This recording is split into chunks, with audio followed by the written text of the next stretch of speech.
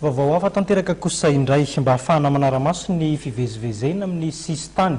Eo ihany koa ny fiadiana amin'ny asan'ny fampiororona samihafa notokanana androany tena miserana mpiara-manidina iraisam-pirenena teny Ivateny ny fitaovana fanaraha-maso ny antsoina hoe PIS.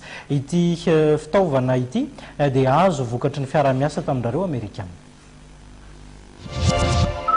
Tsy misy firenena afaka iampy fa tsy hiaran'ny fampiororona. Zava-dehibe araka izany ny fametrahana paikady adina amin'izany.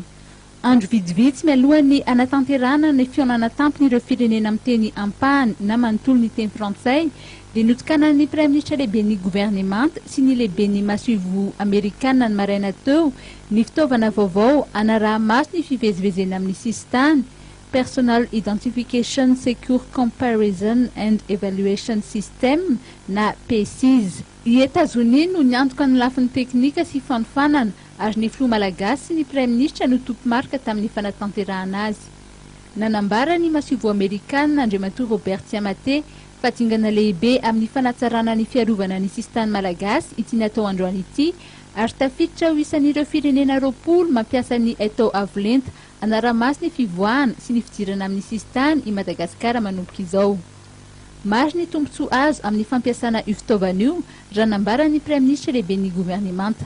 Ankoatrany fahafahana manara-maso ny fivezivezen'ny vahiny militra sy mivoaka eto amintsika dia efa misy banque de données ao anatiny ao izay ahafahana mahafantatra sahady raha ohatra misy ireny olona ahiny amin'ny asa fampiororona reny efa fichier zany sur le plan international zany dia hita avy hatrany ao anatiny ao. Raha misy olona manao osoka koa zany fitaovana ary fomba koa io ahafahana mijena manao osoka ny olona anankiray amin'ny fampiasana ireny document de voyage ireny. Ankoatran'izay moa zany fantatsika fa ny olona efa reraka avy any amin'ny toerana lavitra makaty amintsika dia mba ilaina koa zany nataontsika hoe service rapide hitanareo fa ny contrôle izay atao eo amin'io fitaovana arifomba io zany dia tsy moatra ny 2 minitra mihitsy. Hitantsika fa zavatra goavana zavatra izay ary ny tanjona moa amresako tamin'Andriamatoa ambassadeur teo tsy eto Antananarivo ihany mametrahana an'ireto fitaovana raitra reto fa apetraka ihany koa any amin'ireny seranana fiaramanidina seranana trambo izay ataoko hoe important eto Madagasikara